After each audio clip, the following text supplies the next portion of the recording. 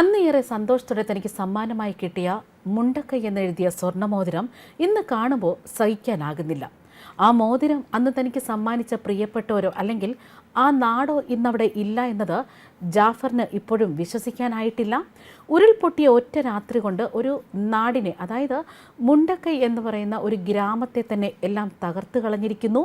ഇവിടെ ഉണ്ടായിരുന്ന അല്ലെങ്കിൽ തനിക്ക് സ്നേഹം മാത്രം നൽകിയ ആ നാട്ടുകാരെ ഓർത്ത് ഇന്നവർ നൽകിയ മുണ്ടക്കൈ എന്ന് പറയുന്ന മോതിരം കണ്ട് വിതുമ്പുകയാണ് ജാഫറും ഭാര്യയും. ആ പൊന്മോതിരം കാണുമ്പോഴെല്ലാം സഹിക്കാൻ കഴിയുന്നില്ല എന്ന് തന്നെയാണ് അദ്ദേഹം പറയുന്നത്.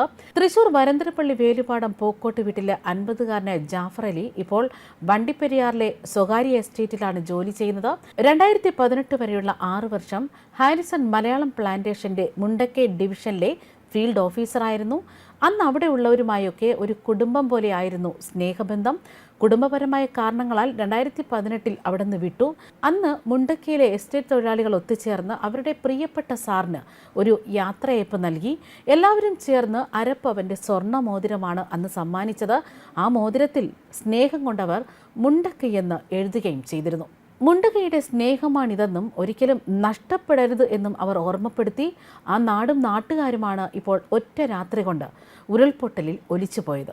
ഇത് അദ്ദേഹത്തിന് താങ്ങാവുന്നതിലും അപ്പുറമായിരിക്കുന്നു. അദ്ദേഹം ഇപ്പോൾ തൻ്റെ തീരാവേദനയും പങ്കുവച്ചിരിക്കുകയാണ്. അതേസമയം ഉരുൾപൊട്ടലിൽപ്പെട്ടവരുടെ 1/3 മൃതദേഹങ്ങളും 90% ശരീരഭാഗങ്ങളും ലഭിച്ചത് ചാലിയാർ തീരത്തു നിന്നാണ്. നിലവിലെ കണക്കുകൾ അനുസരിച്ച് ഇതുവരെ 67 മൃതദേഹങ്ങളും 121 ശരീരഭാഗങ്ങളുമാണ് നിലമ്പൂർ ജില്ലാ ആശുപത്രിയിലെത്തിയത്. ഇതിനു പുറമെ ഇക്കഴിഞ്ഞ കിലോമീറ്ററുകൾ താഴെ വാഴയൂർ പൊന്നേപ്പാടത്ത് ചാലിയാർ തീരത്തുനിന്ന് ലഭിച്ച ശരീരഭാഗം കോഴിക്കോട് മെഡിക്കൽ കോളേജ് ആശുപത്രിയിൽ മാറ്റി. തിരച്ചിൽ തുടരുമെന്ന് തന്നെ മന്ത്രി പി പ്രസാദ് അറിയിക്കുകയാണ്. ഇക്കഴിഞ്ഞ ദിവസം നാവികസേനയുടെയും ഹെലികോപ്റ്ററിൻ്റെയും പോലീസ് നായയുടെയും അടക്കം സഹായത്തോടെ ചാലിയാർ തീരം പൂർണ്ണമായും അരിച്ചുപെറുക്കിയിരുന്നു. 100 കണക്കിന് സന്നദ്ധ പ്രവർത്തകരാണ് ഇപ്പോഴും 80 കിലോമീറ്ററിലേറെ വരുന്ന തീരത്ത് തിരച്ചിൽ നടത്തുന്നത്. ഇക്കഴിഞ്ഞ ദിവസം മാത്രം 5 മൃതദേഹങ്ങളും 10 ശരീരഭാഗങ്ങളും കണ്ടെത്തിയിരുന്നു. അതേസമയം ഹെലികോപ്റ്ററിൽ ചെന്ന് സൂചിപ്പാറ ഭാഗത്തിറങ്ങിയ ഒരു സംഘം തിരച്ചിൽ നടത്തിയെങ്കിലും ഒന്നും കണ്ടെത്താനായില്ല. സൂചിപ്പാറ വെള്ളച്ചാട്ടവും കൊടും വനത്തിലെ പാറക്കല്ലുകളും കടന്നുപോയതിനാലാകാം മൃതദേഹങ്ങൾ ചിന്നിച്ചിതറിയതെന്നാണ് പറയുന്നത്. ശരീരഭാഗങ്ങൾ മാത്രമായി ലഭിച്ചവ ഔദ്യോഗികപരമായി മൃതദേഹങ്ങളുടെ എണ്ണത്തിൽ പെടുത്താനായിട്ടില്ല. മുണ്ടക്കൈയിലെ ജീവന്റെ തുടുപ്പും മരണപ്പെട്ടുപോയ മനുഷ്യർക്കും വേണ്ടിയുള്ള തിരച്ചിൽ ഇന്നും തുടർന്നുകൊണ്ടിരിക്കുകയാണ്.